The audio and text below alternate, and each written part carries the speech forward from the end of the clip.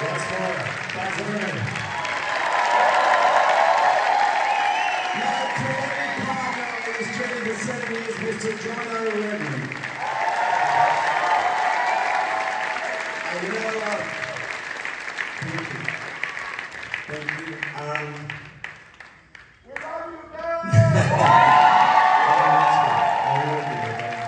I think that is the overwhelming experience going through this journey it's in the end someone, you know, has a gift for engendering love across the stage. Question, one thing I will say, you probably want to know how John and I met. Okay, if you don't, that's a short reason. Yeah, we want to hear it. Okay, off to the party. We were making Moulin Rouge, actually, and we had just transitioned from doing on film to electronics. I think, is it Heavyworks or Lightworks? Heavyworks by Lightworks. So Yeah, it was like the latest technology. But in those days, anyway, the point is I was working with Jill Wilcock, who's a legendary editor. She cut all my early films.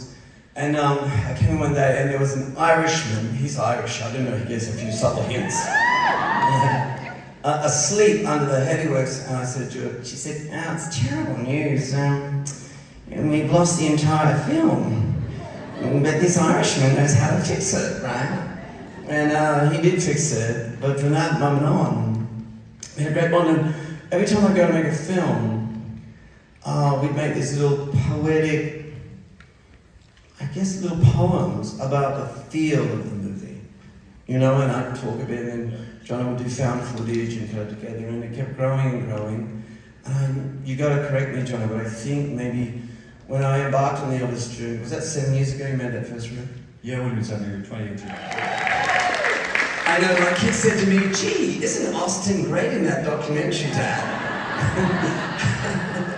And then someone else said to me, gee, I think sometimes, anyway, the thing is that after that great journey, if you see the reel that we made, it is the film. And along the way, along the journey, we thought we might be able to get some footage from the Vegas show and use it in the movie. And we heard the thing about the maybe mythical footage, right? And I had the resources to be able to go into the salt mines in Kansas. That's where they keep the negatives. So the guys go in and they say, hey, actually, we have found the negative. Now, there's a lot of technical stuff here, and I'll hand over to John on that. But how many hours did we find, John? 59 hours for the original camera. Yes, 59 hours, right? From the 2 concert films. Yeah, the 2 concert films and the tour. And we found some 8mm, some of that you would have seen tonight. And it doesn't matter what's going on at Elvis, doesn't matter what condition he's in, he is never out of tune. And he is always spiritual when he sings, you know. And then, I guess we clawed it back, and then we built it. Yeah, for the rehearsals, we had no sound at all. And it was only thanks to the people at RCA, and we had an Elvis whisperer in Denmark, Ernst Jorgensen, who's got with Rob Santos at RCA. We were able to kind of supply us the bits and pieces of the rehearsal tracks so that we could kind of build those up. We also met occasionally in dark car parks and had meetings with shady people who would then hand something over and we'd hand something back. There was definitely a bit of that. Because one of them was kind of a bit scary. What was in those envelopes? Actually, I think I can't go into it because actually one of them, John, was actually genuinely scared. Peter Jackson's Park Road, went down to New Zealand. Peter's brilliant at bringing footage back. Props to them. If you've seen the Beatles, he was on 16. Well, this is 35 anamorphic. So that was a beautiful process. But we cut. I think how many uncut tracks do we have? We have picture and full sound like this quality. How many bonus tracks do we have? We lots. The biggest challenge in cutting this film was actually deciding what performances to use. Yeah. I know you because you're going to ask me this.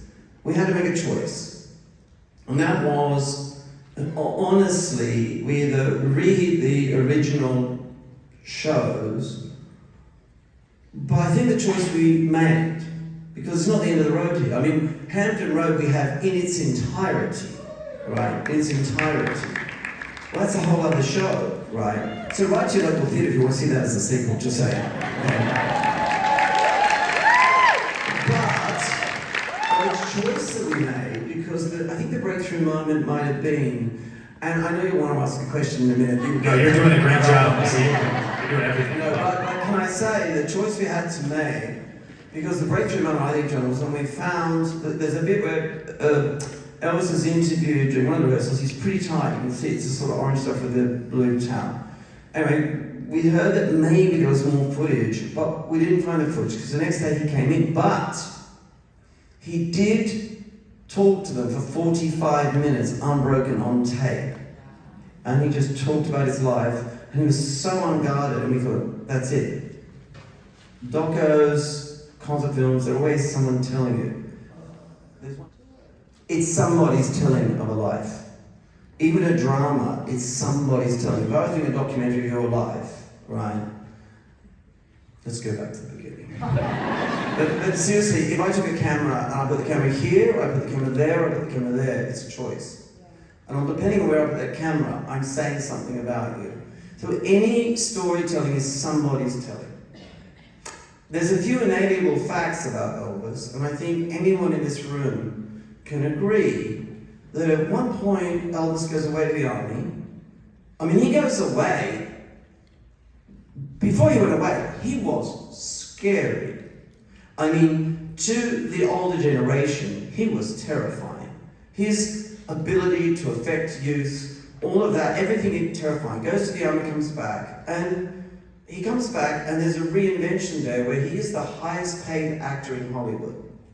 And it got so to a point where I think you could say it became easy. We could get into other parts of the story. It's not the place for it. But what happens is he doesn't know that the world changes. And he kind of becomes a family entertainer. The Beatles come along, the world, he's in a bit of a bubble. And that's being true and kind, and he says it. He actually says in this, it was no one else's fault but my own, but I think that in the place he was, you know, he became, if not irrelevant, lost. And I think he would have said that. And last picture, they actually kind of fired him. And I think I'm not going to say the Colonel, because it's too easy to say, well, Colonel, but Colonel's idea was he could become like a television star of sort of family entertainment. And he said, no.